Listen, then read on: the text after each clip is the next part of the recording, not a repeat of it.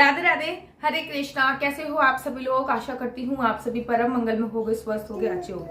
सर्वप्रथम आप सभी को पाप मोचनी एकादशी की अनंत और अनंत शुभकामनाएं।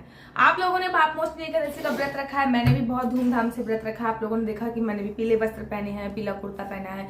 आप लोगों ने भी पीले वस्त्र पहने होंगे, मेरे बड़े लड्डू गोपाल ने भी पीले वस्त्र पहने हैं। और पाप मोचनी का जो व्रत है वो बहुत धूमधाम से हम लोग बिल्कुल सेलिब्रेट कर रहे हैं। दिन में सोना नहीं है और सारे नियमों का हम लोग पालन करेंगे। आज बात करेंगे पाप मोचनी एकादशी के व्रत के पारायण की, कि पाप मोचनी एकादशी का व्रत का पारायण कैसे करते हैं। देखिए, शास्त्रों में ये बताया गया है कि एकादशी के व्रत का पारायण बहुत जरूरी होता है। जब तक हम एकादशी के व्रत का पारायण नहीं करेंगे तब तक हमें एकादशी के व्रत रखने का संपूर्ण फल प्राप्त नहीं होता। हमें एकादशी के व्रत रखने का संपूर्ण फल तभी प्राप्त होता है जब हम धूमधाम से एकादशी का व्रत रखते हैं और उसके बाद व्रत का पारायण करते हैं। पारायण का एक पर्टिकुलर समय होता है।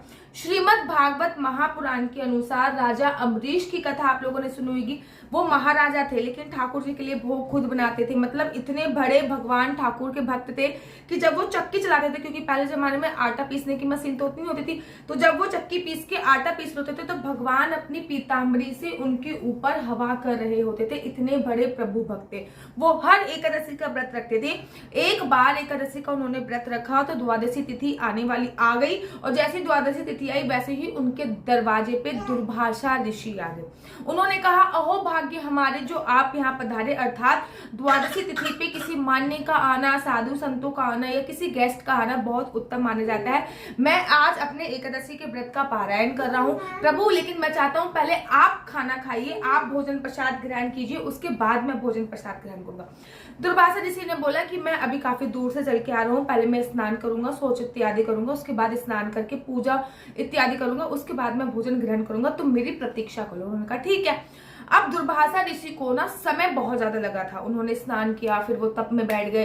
अब अम्बरीश जी ने देखा कि द्वादशी तिथि जो है वो खत्म होने वाली है, द्वादशी तिथि जो है वो क्षीण होने वाली है, और व्रत का पारायण द्वादशी तिथि में ही किया जाता है और एक पर्टिकुलर टाइम पे किया जाता है। तो उन्होंने सभी ब्राह्मणों से, सभी पंडितों से पूछा कि क्या करें, तो सभी ने बोला कि आप ठाकुर जी के चरणों का चन्यामृत पी लीजिए, भोजन ग्रहण मत कीजिए, चन्यामृत पी लीजिए, जिससे आपके व्रत का पारायण भी हो जाएगा और आपकी कही गई बात भी रख जाएगी।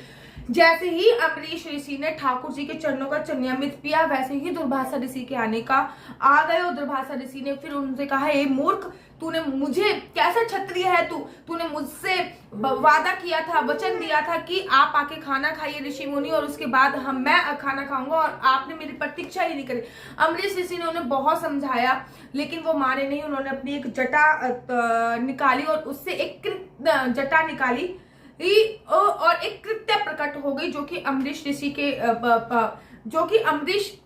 ऋषि ने अपनी एक जटा उखाड़ी और जमीन पे पटक मारी, उससे एक कृत्या राक्षसी प्रकट हो गई, जो कि अम्बरीश ऋषि को खाने के लिए भागी। और जैसे ही अम्बरीश ऋषि को वो खाने के लिए भागी, वैसे ही भगवान के सुदर्शन चक्र ने उस कृत्या का बाल विवाह का उड़ा दिया, अर्थात वो उस कृत्या के प्राण पखेरु उड़ा दिए। और वो जो भगवान का सुदर्शन चक्र था वो दुर्वासा ऋषि के पीछे भागने लगा। दुर्वासा ऋषि भागते भागते भगवान शिव के पास गए कि ये जो चक्र है कृपया करके मेरी इससे रक्षा करो। तो भगवान भोले बाबा ने कहा कि भैया ये जिसका चक्र है ना, वो केवल आपकी रक्षा वो ही कर सकते हैं, हम नहीं करेंगे। फिर वो ब्रह्मा जी के पास गए तो ब्रह्मा जी से बोला कि मैं तो आपका पुत्र हूँ दुर्वासा ऋषि ने, आप मेरी रक्षा करो। ब्रह्मा जी ने बोला, हमारे बस की बात नहीं है, ये जिसका चक्र है आपकी रक्षा वही कर सकता है। और उसके बाद विष्णु जी के पास गए कि आप मेरी रक्षा करो। तो विष्णु जी ने कहा कि माना कि ये चक्र मेरा है, लेकिन अहम भक्त पराधीनम, मैं तो अपने भक्त के अधीन हूँ, ये चक्र मेरी आज्ञा से नहीं चल रहा, ये मेरे भक्त की आज्ञा से चल रहा है। तो दुर्वासा ऋषि भागकर राजा अम्बरीश के पास आए और देखा कि 1 साल से राजा अम्बरीश खड़े हुए हैं वो चरणामृत का प्याला लेकर, और निरंतर तब से उन्होंने कुछ भी नहीं खाया पिया। अम्बरीश जी ऋषि जी जो थे वो राजा अम्बरीश के चरणों में गिर गए, और राजा अम्बरीश के चरणों में गिरकर उन्होंने बोला कि आपसे झगड़ा भगवत प्रेमी कोई नहीं है, आप कृपया इस चक्र को शांत करें। अमरीश जी ने वो चक्र शांत किया। तो श्रीमद् भागवत महापुराण में भी बहुत अच्छा वर्णन आया है द्वादशी का, और भगवान के भक्त का भी बहुत अच्छा वर्णन आया है। तो द्वादशी तिथि जो है पाप मोचनी एकादशी की, जो क्षीण हो रही है, मतलब जो खत्म हो रही है, तो वो 9:30 बजे के बाद द्वादशी तिथि खत्म हो जाएगी। 6:17 से लेके 9:32 तक आपको एनी हाउ व्रत का पारायण 6 अप्रैल को करना है। पाप पूजनी एकादशी के व्रत का जो पारायण है वो 6 अप्रैल को होएगा। 6:17 से लेके 9:32 के अंदर पाप मोचनी एकादशी के व्रत का पारायण किया जाएगा।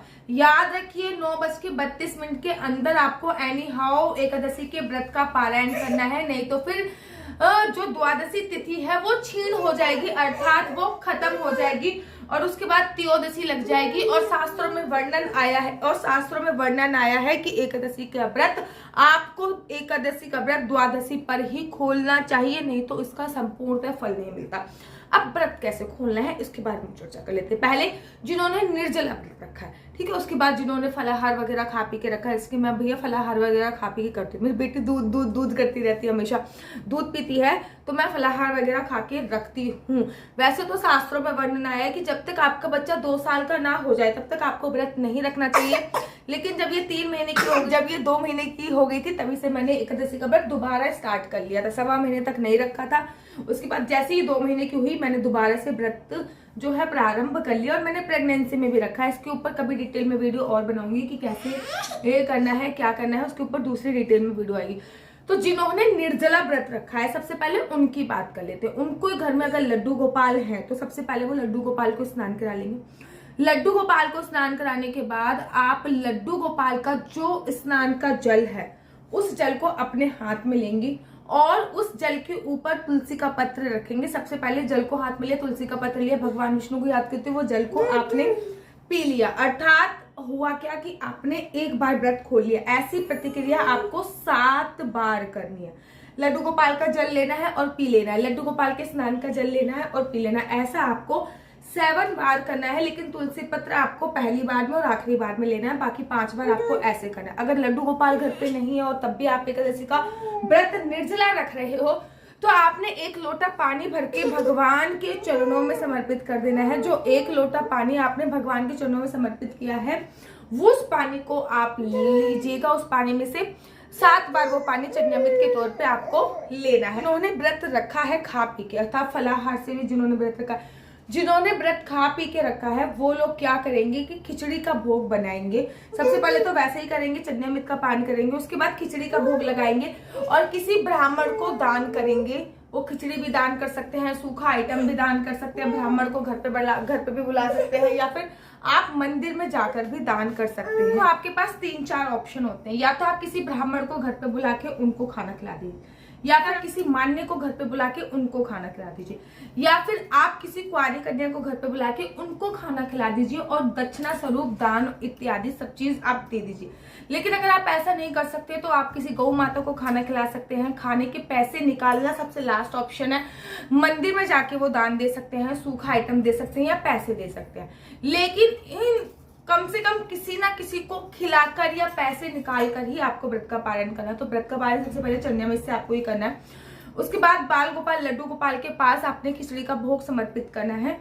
उसके बाद वो खिचड़ी खाकर आपको व्रत का पारायण करना है। एक बात याद रखिएगा कि कहीं कहीं पे व्रत का पारायण ऐसे भी किया जाता है कि आपको चने लेने होते हैं। चनों को 2 होते हैं जो बंदर को खिलाए जाते हैं। उन चनों को 2 टुकड़ों में तोड़ देते हैं।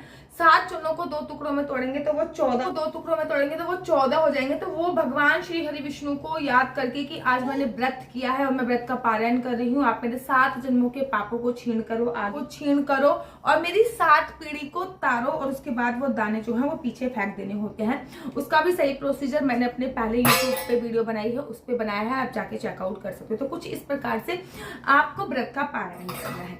आशा करती, लेकिन ध्यान रखिए कि 9 बजे तक आपको एनी हाउ 9:32 तक एनी हाउ व्रत का पारायण कर लेना है। उसके बाद त्रयोदशी तिथि प्रारंभ है। अगर आपको मेरी वीडियो अच्छी लगती है तो आप अपना यूट्यूब चैनल हरि बोल को लाइक शेयर सब्सक्राइब करना बिल्कुल मत भूलिए। तब तक के लिए मुझे दीजिए इजाजत। राधे राधे, हरे कृष्णा, हरि बोल।